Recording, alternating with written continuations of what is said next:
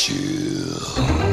Hello there, gang, and welcome to another episode of Displaying Moral Behaviour, the Earth's mightiest action figure video podcast. So take off your pants, crack a beer, and let's talk about the nerdy news that you need to know about. It's good news, and boy howdy, do we have a lot of it. So let's talk about it. As always with good news, I'm going to cover a huge variety of topics, but action figures are my bread and butter. So if you want to go straight to the action figure section, then you can just check the chapter links in the linky bit down below. You know what I'm saying. I'm not going to redo this. So first of all, though, I want to talk about video games, because I'm getting back into gaming. It's like it's 1993 all over again. I've been glued to my PlayStation. Not that it was PlayStation in 93, it was the Sega Mega Drive, or Genesis for you folks over in America. See, we can't say Genesis without thinking about, Phil Collins and Invisible Touch, and oh man, I gotta listen to Genesis again. They had some bangers. Anyway, I've been playing Sifu, which is balls hard. Am I enjoying this? I don't know. That kind of reminds me of the problem with video games sometimes. It's like, oh, this is so frustrating. Why am I spending hours doing this? But I am. Sifu is martial arts, Jackie Chan, Bruce Lee style classic beat 'em up action, but oh man, it is killer. It is brutal. And one thing that kind of grinds my gears with it a little bit is that it seems to be, sometimes you'll punch the guy and you'll hit them and yay, and then other times you'll punch them and they'll block and hit you back, and it's like, why could I punch you that time, but not, I don't understand it. But yeah, I keep playing it because it is very, very addictive. So thumbs up for Sifu with a little thumb in the middle for, oh my god, this game is so hard and very frustrating, but it's very pretty and I can't stop playing it. So there's something for that. And coming up on my game's radar is going to be Elden Ring, because Elden Ring came out this week and it has been getting 9s, 9.5s and 10s across the board. I'm not a big sword and sorcery person, as well some of you know, but having said that, oh my goodness, this game does look very, very impressive, and I'm told that it's not too deep mechanically, because that's always a big problem for me. You see, I feel that games that have too many systems and numbers and stats and charts, and my brain is just like, no, I can't, this is too much. Can I just run around and punch things, please? But apparently this has got a good kind of balance with that. I found that I was trying to play The Witcher. I was trying to play Witcher 3, and it's just too much. All of a sudden I'm walking around a castle and people are talking about politics and political battles and trade negotiations and strife, and I'm like, I just want to fight monsters and have sex with characters. That's literally it. Why am I having to negotiate trade deals on a different map screen with menus? Oh no, forget it. Where's Sonic? So there's that. But I think I will get into Elden Ring because it just looks like it might walk that line just deeply enough, or well enough, that I can get into a deep story. And that's what I do love is Zelda Breath of the Wild. It's been compared to quite a bit, and I love getting lost in a world and finding different things, caves, dungeons, stuff that you can just get really taken into this kind of environment. That sounds really cool. So Elden Ring, I think that might have to be the next mountain to conquer after I smash my way through Sifu, and oh my goodness, that might take some time. A little late to the party, but I want to talk about Peacemaker and how much this show surprised me. Throw your dog an invisible bone indeed! I don't know what that means, but if it means this show was good, then yes, absolutely. It was really good. The funny thing is, I watched the first episode and I was like, I enjoyed it enough, but I can kind of take it or leave it. And then a buddy of mine was like, no, you gotta watch the rest of this. You gotta actually watch the full series, because trust me, you're gonna enjoy it. And damn darn it, he was right. It's really, really good. That's why I don't do like full reviews of things very often, because that's as deep as my synopsis gets. It's good. It's good. I liked it. Yeah, characters good, story good, action good, but it takes itself, it walks that wonderful line that it's so easy to get wrong, is in that it's comedic, but it's not stupid. Like it takes itself seriously, but not too seriously. And that's what I love. It's not a parody. James Gunn's pretty good at doing that. I mean, the fact that you can have Guardians of the Galaxy and Captain America Winter Soldier in the same universe, that's what works. And it's so difficult because it can fall into parody sometimes. Then you're like, wait, how can I take this seriously if it's meant to be in the same thing as this? And it all becomes a mess. And it just worked just right. Peacemaker is ridiculous and overblown and over the top and gory in fun comic book silly ways. ways, and it's just a lot of fun, but never loses its heart and its seriousness. And that's something I really, really dug. All the characters are generally likable. When I first started watching, I thought, these are kind of cliche-ish a little bit, but as the show went on, lo and behold, funnily enough, you get to know the characters better, and they're deep, and they got some little story arcs and nuances. I totally dug that. I felt at the end there was a little bit of a heavy-handed kind of political message, but then they kind of went against it as well. So I'm like, oh, it just throws up different ideas and options, and there's lots of twists and turns in the story where, oh, these guys are the bad guys, but are they the bad guys? And if they're not really the bad guys, then who is the bad guy? And wait, if that's the bad guy, oh no, wait, he's a good guy. I like what this is doing. It gives a few more wrinkles to the story, and I really dig that. John Cena is absolutely fantastic.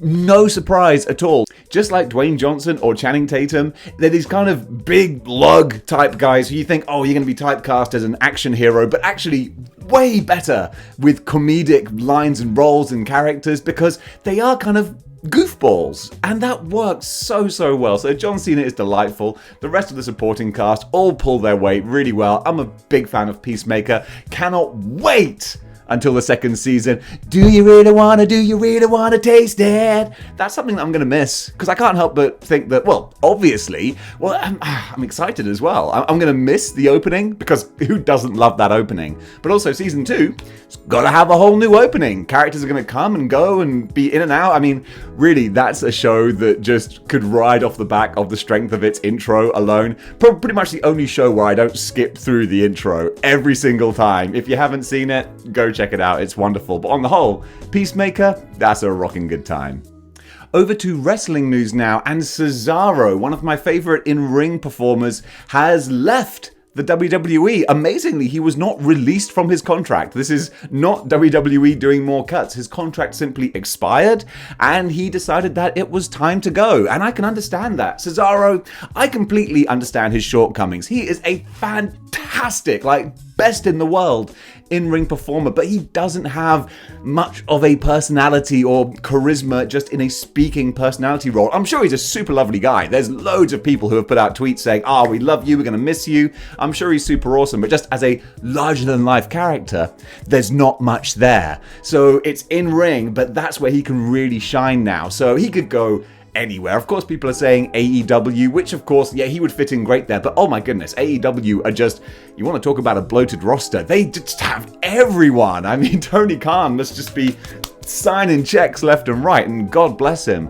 But I would love to see Cesaro over in New Japan Strong, New Japan in Japan, when people can get over there. He could do Impact, he could do anything he wants. Literally, the dude's so talented. He's 41, so he's sort of in the last section of his career, but there's still a big section ahead. Yeah, that last section could be as big as he wants it to be, because he's still performing at an elite level. So it made sense for him to leave WWE, really, because his last win was on the 11th of February. Well, no, his last match was the 11th of February, in which he lost to Happy Corbin. So I think the writing was on the wall that he was going to be on his way out. So with the potential for future matches on the independent scene and in different companies, the future's very bright. I mean, I would love to see him pop up in AEW's Revolution ladder match, where he could literally grab the brass ring, which is a funny little thing, because that's sort of where that expression came from in common modern day wrestling use. Was an interview that Vince McMahon gave with Steve Austin, where he literally said that Cesaro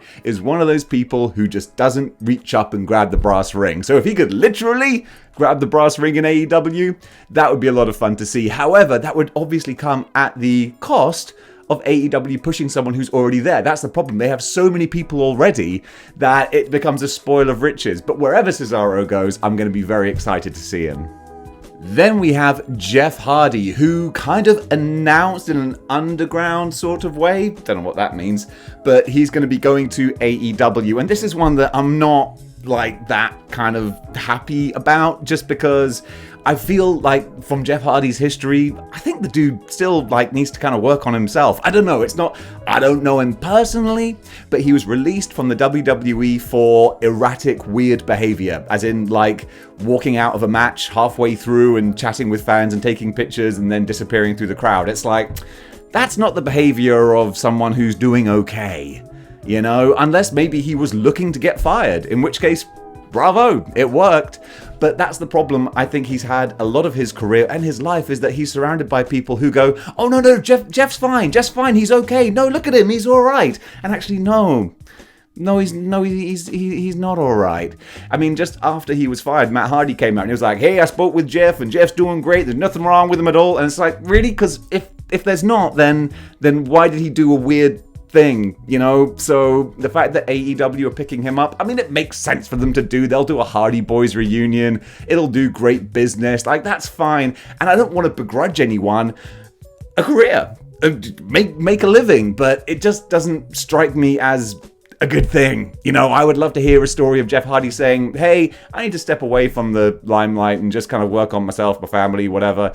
But it's always, no, I messed up working here, but I'm going to go work here instead. So it's an industry that enables people's problems. And hey, look, what do I know? Funnily enough, I don't have Jeff Hardy on speed dial, not spoken to him. Maybe the dude is clean as a whistle, having a great time and just living his best life. I don't know, but still it just feels a little bit icky. And that's something that a lot of people say, like, oh, you're such an AEW fanboy, you only say good things about them. Well, I'll be the first to say, I'm not 100% cool with this. Like, maybe if he had some time on the independents, like just doing his own thing and showing that he's, you know, good and okay and on the level. But instead it's like, nope, WWE have fired you, wabum, we're going to pick you right up. So this hasn't been officially announced yet, but he just kind of said it in an interview that he is going to AEW. So hopefully, you know, he's great, awesome, I wish him all the best and love to see some good matches, but I'm just got a little bit of trepidation there. Alright, time for action figures now. It's been a long time. It feels like it's been a long time. It's been a long time. Shouldn't have left you without a dope beat. Step 2, step 2, step 2, step 2, step 2, step 2. Sorry, Aliyah, once you start singing some songs, it's a little brainworm and you got to keep on going. But that's actually a nice change, because this entire week I've just had Peacemaker in my head all day, all the time. I'm not even mad about it. I've just been like working in the garden, just hearing, do you really want to taste it? You're welcome. Now you can enjoy that for the rest of the day. Anyway, McFarlane. Todd has been busy. Todd's been real busy. Where shall we start? Let's start with Duke Thomas. Okay, so this is a Dark Knight's metal figure that has just been previewed, and it's just got some pictures. And it looks like a medieval type, but modern, futuristic Batman, but based on a medieval knight kind of design. Can you tell that I don't know who this character is? Yeah, I know. Shocking. But they revealed pictures of him regardless. So that's another one for your Dark Knight's metal collection. Maybe I'll do a little bit of reading up and find out what's what. But to go with him, there are a couple of figures that I am more familiar with. First of all, there is the horrifying looking Jokerized Batman. Now, I did read this. I read the initial Dark Knight's metal story before I felt, for my imagination and understanding, it went a bit off the rails for me because I'm not that familiar with DC, and I was like, you're talking about stuff that I do not understand now. But the Jokerized Batman is in an alternate reality where he finally gets pushed too far, snaps Joker's neck, and then when Joker dies, releases a bunch of Joker gas, which turns Batman into crazy Joker. And this is how he looks when he guns down his Bat family. It's pretty terrifying and harrowing, but also pretty cool. So that's a very badass looking Jokerized Batman. And to go with it, which is maybe my sort of jumping the shark, like, you know, I'm gonna leave this story now. The Joker Dragon. This is like, again, another weird alternate world type thing or not. I don't know. And that's not knocking DC. That's just knocking my understanding. I'm a dumbass. I couldn't keep up with what was going on. I'm like, wait a minute, Batman's riding a giant Joker dragon? Where did this come from? And anyone could turn around about Marvel and be like, hang on, Dave, let me go read the Clone Saga. Oh, so Spider-Man is fighting 10,000 clones. Oh, that's not Spider-Man, that's Ben Reilly. Oh, but he is Spider-Man. But then he's not, because the Jackal... No, wait, it was not... No, I get it. Comics are ridiculously convoluted, and they only make sense if you actually read them properly. So, there you go. But what I will say is the Joker Dragon, it looks brilliant. I mean, McFarlane are always going to be great with the sculpting. They always nail it. They know what's what.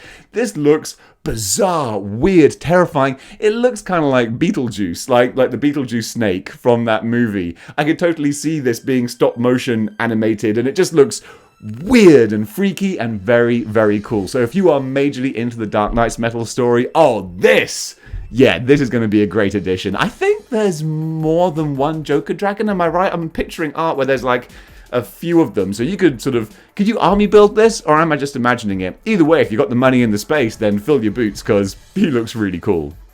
Let's go over now to Hiya Toys, who have unveiled their Judge Mortis figure. Now again, this is 1/18th scale. I say again, I haven't even spoken about it yet, but on previous episodes. So stuff. Again, this is 1/18th scale. I don't collect 1/18th scale. It's a little bit too small for me. I like it, but I'm like, it's just a little stumpy. You don't quite work with my scales here.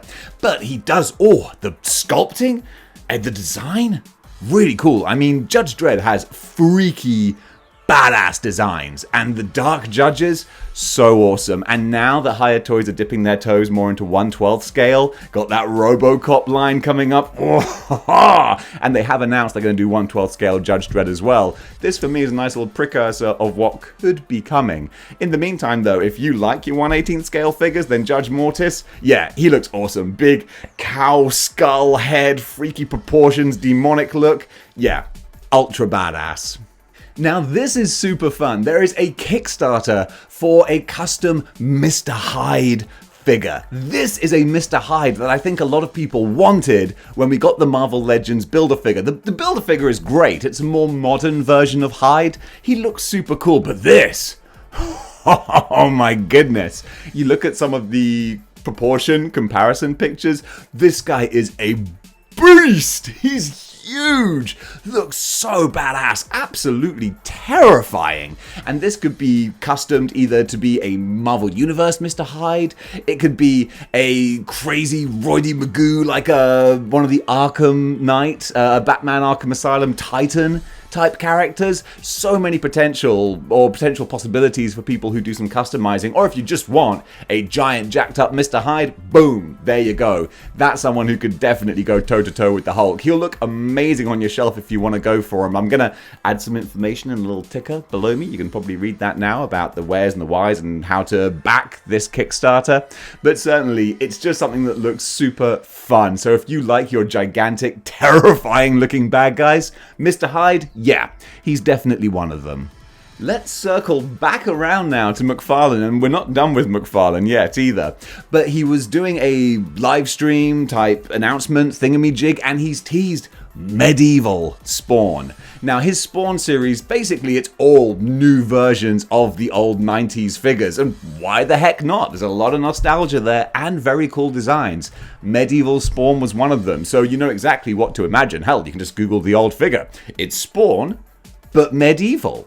But he was showing some very nice looking pieces. Apparently there's going to be a cloth cape, which always zhuzhes up action figures, and then he's got the shield, and just you can see the detail and the work going on there. It's no big surprise. We know the quality that we get when it comes to the sculpting of McFarlane figures. So I don't know when this might come out, probably in the 4th wave of Spawn action figures maybe. Whenever it does, I think it's going to make a lot of people very happy, because Medieval Spawn, he had some comic books as well. It wasn't a figure that was just designed purely for the action figure. He had some more material and media behind him too. So this thing, no doubt, when he does hit the shelves, he's gonna look awesome. Storm Collectibles, you're kinda killing me, you know why? Because I am still waiting for more classic 1/12 scale Mortal Kombat figures, or 1/12 7-inch, you know what I'm saying. I want to finish my collection, and they're like, what's that? You want more? You want more Mortal Kombat figures? Okay, have some 1/6 scale figures. And I'm like, no, I don't want 1/6 scale. Although, gosh, they do look pretty. They do. We are getting a 1/6 scale Scorpion and Sub-Zero, the 2 franchise characters from Mortal Kombat, even though Liu Kang is the star of Mortal Kombat. Fight me on it. But they look very impressive. It's Storm, so you know that there's going to be a certain level of quality that goes into these that makes them super pretty and very impressive. So I'm not going to get them. It's 1/6 scale, so we're talking like Hot Toys scale. So they're probably going to be quite expensive, but at the same time, you'll get your money's worth. We haven't had any more information, so no news on release dates or extra accessories or stuff. We just got a couple of pictures, but those pictures we've got, yeah, they look pretty good. Sideshow Collectibles have shown images of their Darth Maul versus Ashoka Tano diorama statue, and oh man, it looks so pretty.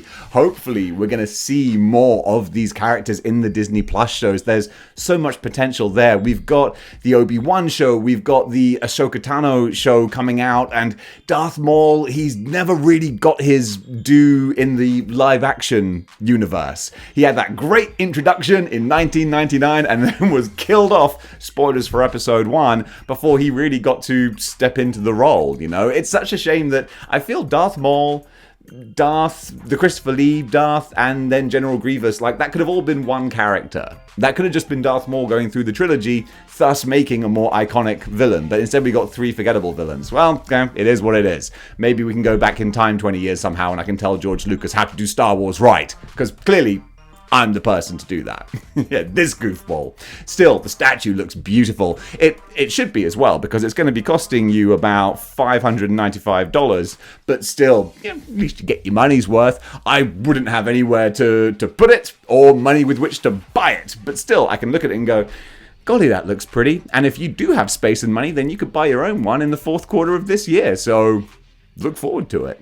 A nostalgic childhood favourite of mine is Alf, the classic alien from Melmac who loves nothing more than eating cats, which, you know, never actually happened on the show, thank goodness, but it was a running joke that was always kind of amusing.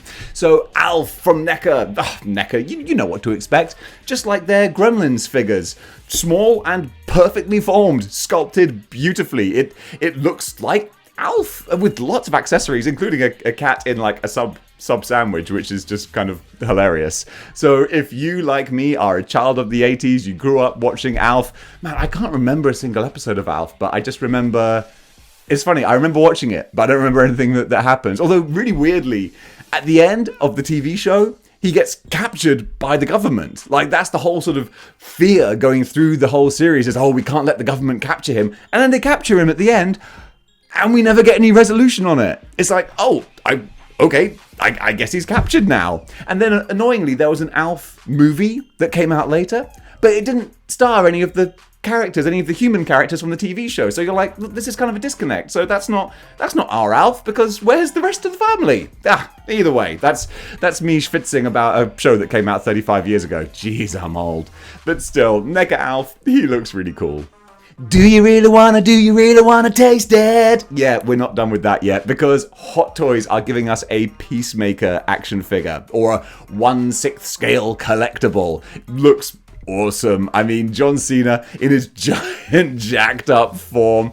Perfect. The dude's a living action figure anyway, so Hot Toys have captured that beautifully. As I always say with Hot Toys, you know what to expect.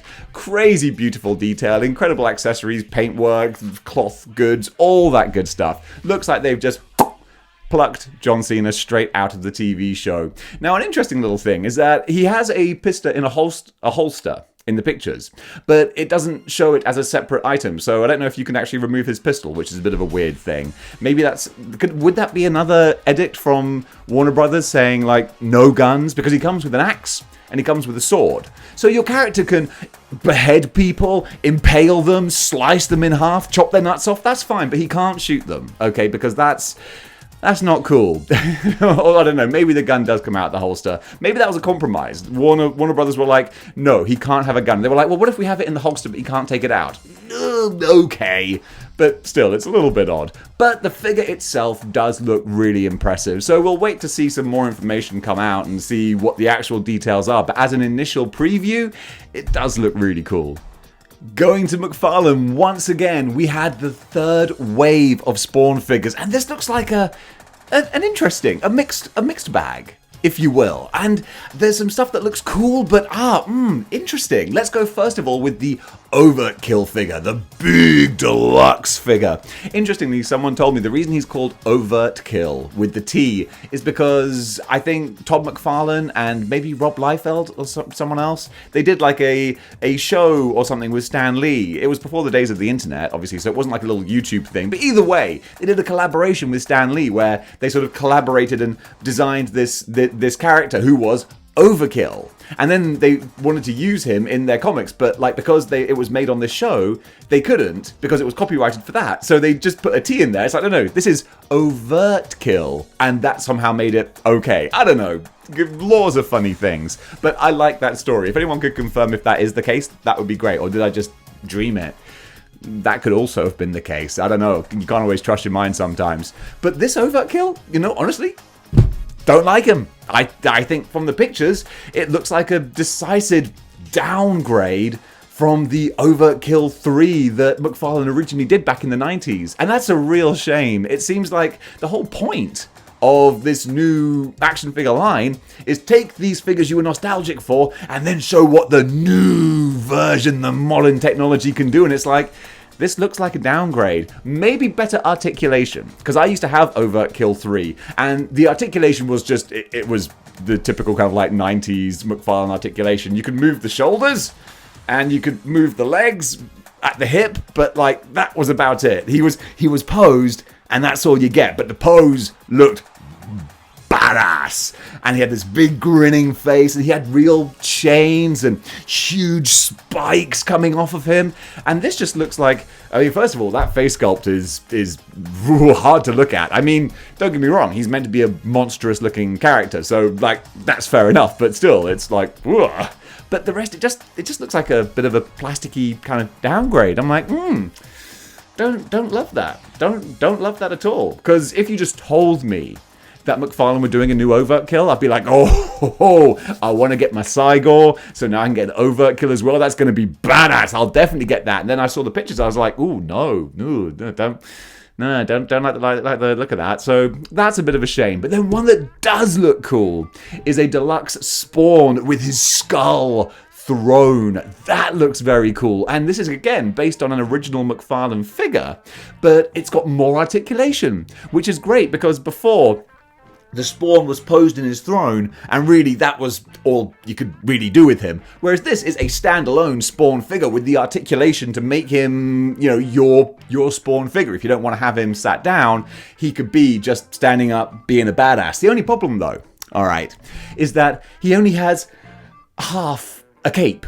Because in order to sit in the throne, obviously, he can't have the cape behind him. So they've got like the top half of the cape and the bottom half of the cape, so that when he sits down, it looks like a whole thing. But then when he's standing, it's like, that doesn't look right. I would have thought that for a deluxe price, maybe you could have given us a full cape as well, so that when he's standing, you can still have that behind him. So that's a bit of a funny disconnect there. I guess, I don't know, maybe my expectations are just too high. Like now it's like, no, Dave, we do plastic. No, it's too expensive, dude. You can't just throw these things in.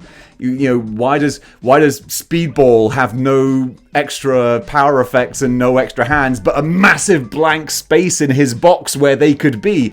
Well, just because, plastic is worth the same price as plutonium now. I don't know, but still, it feels like it's a good figure, this Spawn in the chair, but it would have just benefited from having a full cape as well. Then we've got Raven Spawn, which is essentially just a re-release of the original Raven Spawn, but with a different accessory. And they've done this a few times. They had the heavy metal Batman with the guitar and all that kind of stuff, or even just figures with different heads, maskless and masked. That's what I'm trying to say. So if you own the original Raven Spawn, you don't really need to get this one, unless you really, really like that new accessory. They did the same with Gunslinger, didn't they? They just gave him a different gun to sling. And hey, look, if you're a completist and you don't really want him, but you're like, I gotta have the whole set, I feel for you, man. I've been there. But if you haven't bought Raven Spawn, Raven Spawn? If you haven't bought Raven Spawn yet, I sound like Jonathan Wass. If you're not English, you have no idea who Jonathan Wass is, but he would say Raven Spawn.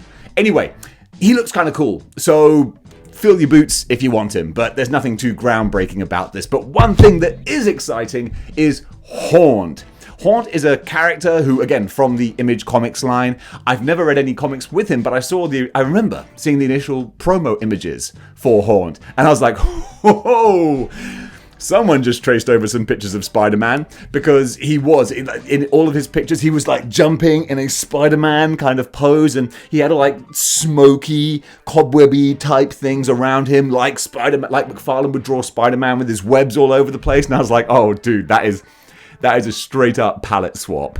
But I don't know if that was just the promo art. Maybe it's nothing like Spider-Man at all. But it was just initially I was like, oh dude, you're not even...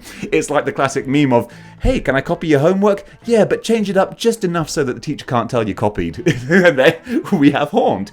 So no, moving aside from the Spider-Man ripoffs, which might not be fair because it might have just been that promo art, the figure looks cool. A few people have already said, oh, this could make a badass symbiote custom, and I can totally see that. But just as the figure alone by itself, yeah, he looks really cool too. So Horned, I think that might be a little gem from the wave. And rounding out the set, we have Ninja Spawn. And Ninja Spawn looks really cool too. Again, a direct translation from the original Ninja Spawn that came out in the 90s. And this does look like a modern upgrade, which is good. So not a decline in any way, but actually an improvement of what came before. The sculpting, the colors, the paint, the articulation, it looks like a really cool figure. I'm not a super Spawn completist. I only have my one custom Spawn from my buddy Robert, which looks amazing. And then I've got Violator as well, who looks fantastic. And when I finally find him over in the UK, I'll get the Giant Cygor too, because that's a big ass figure that I can definitely justify. Because Giant Robot Monkey, hell yeah, man. But still, Ninja Spawn, forgot who I was talking about there. I got too sidetracked with giant robot monkeys. Ninja Spawn looks super cool. So on the whole, this set has some ups, some downs, and some creamy middles. So I'll let you be the judge. And finally, going to finish with a little bit of statue news. Why not? I'll tell you why I'm going to do it. Kotobukiya, I just love saying the name, Kotobukiya, are doing a Cable statue. And I just wanted to show you some pictures. It looks bonkers. Gigantic, massive, big, detailed, awesome, badass, tiny head Cable. And honestly, I don't mind Cable having a tiny head, because that's kind of like the... I was going to say Ian Churchill, but not Ian Churchill. I like Ian Churchill's art. Rob Liefeld art, of course, which is just like huge arms, huge guns, massive shoulder pads, big shoulders, and a small head in comparison, because that's just what a big Roy D. Magoo character looks like. This Cable looks really, really great. He should do, because he's going to cost you about 650 clams. That's a lot of quiche. But if you are a Cable collector, like I know a friend of mine is, Mark, you're going to have to pony up the dough for this. He does look super awesome. Being released in Japan in September is when he's going to be released. I didn't want to look down at my notes. I wanted to be able to just do it freestyle. So yeah, that looks really fun. I'm definitely way out of my price range, but just as a statue, if you're a statue person, if you're a Cable collector, then he looks pretty wicked.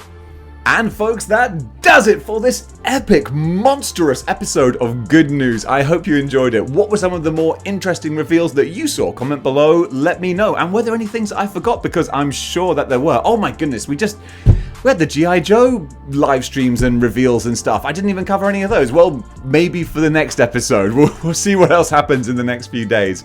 But either way, guys, thank you so much for watching. I haven't plugged my t-shirts recently. Go buy a t-shirt. What are you wearing? I'm just assuming that you're all just sat there naked, because if you're not wearing Model Behaviour merchandise, then clearly you just don't own any clothes, because when you have a garment like this, why would you need anything else? So go over to teespring.com, check the link in the description below, throw some money at me, and at Teespring as well, you know, they got to eat as well. They contacted me the other day, they were like, Dave, no one's been ordering Model Behaviour t-shirts recently, we got bills to pay, man, what's going on? I'm like, I don't know!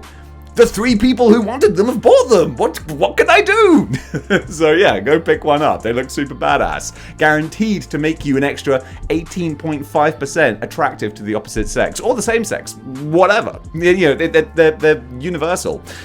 I'm going to stop this. This is bonkers. I'm not going to edit it though. Guys, thank you so much for watching. And until next time, keep displaying model behavior.